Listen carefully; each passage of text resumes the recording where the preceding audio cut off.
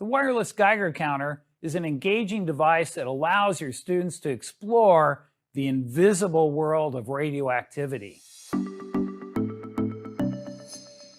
The PASCO wireless Geiger counter comes with a charging cable and a threaded rod that makes it easy to clamp to a ring stand. After powering it on, it'll start measuring radiation, beeping at every count. In this case, the counts are from background radiation. The beeps can be muted with a short press of the power button. 2 quick beeps confirm that I muted it. The wireless Geiger counter can connect to either SparkView or PASCO Capstone software. Let's use SparkView and create a graph of counts versus time.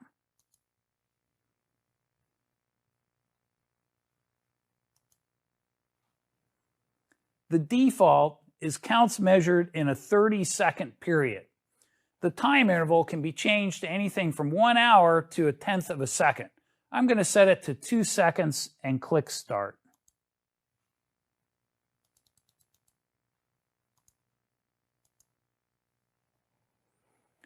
You can see the background count appear after each 2-second interval. Increasing the interval would increase the number of counts represented by each point on the graph.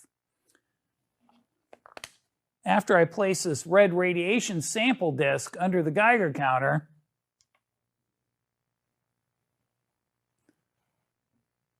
the graph shows a count greater than the background. For a more accurate measurement of the sample's count, the background should be subtracted. What will happen if I place this piece of paper over the sample disk?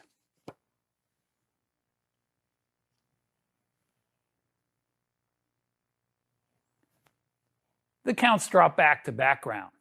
The radiation from the sample can be stopped by a piece of paper. Let's try the green disk.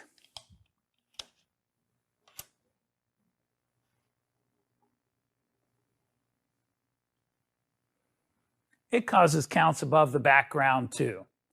Can paper stop the radiation?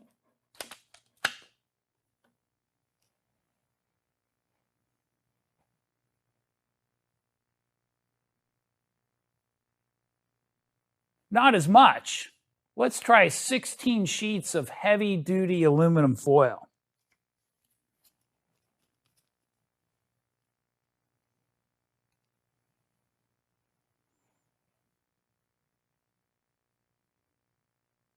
It stops about half the radiation. Will 32 sheets stop all of it? Your students will want to find out for themselves. Now let's try the orange disk.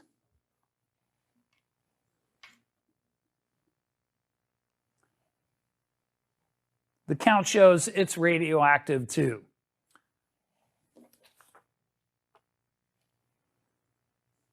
Paper has no effect. The radiation passes right through paper. And 32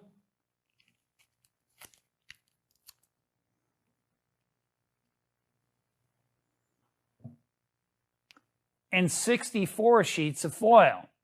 Your students can use these observations to identify what type of radiation is emitted from each disk and to identify unknown sources of radiation.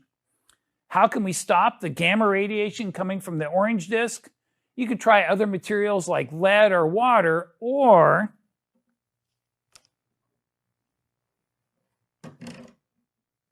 increase the distance. Careful measurements of the counts versus distance will reveal an inverse square relationship.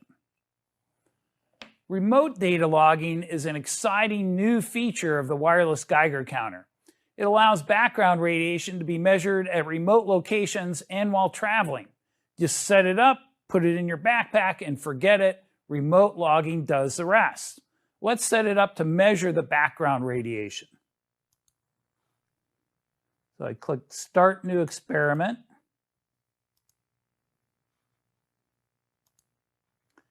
And now select Remote Logging. I'll increase sample interval to 10 minutes to get a higher background count. The software gives an estimate of how long it can collect data based on the sensor's memory, but battery power also needs to be considered. I can defer the start of logging to when I press the power button or click OK and start logging now. I configured this Geiger counter for remote logging a few days ago. I wanted to answer the question, what happens to the background count when the sun goes down? The data can be downloaded by clicking Remote Logging again.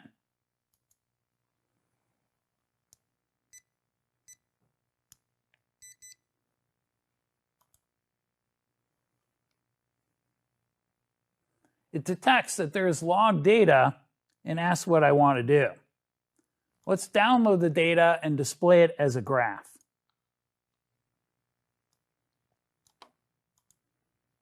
Changing the x-axis to date and time makes it easy to tell that the background did not change when the sun went down. Starts at about 3 p.m. here and stayed pretty steady. What will happen to the background in an underground parking lot or a cave, a hospital, driving to the mountains, flying in a plane, going through airport security screening? The possibilities are limited only by your ability to ask questions.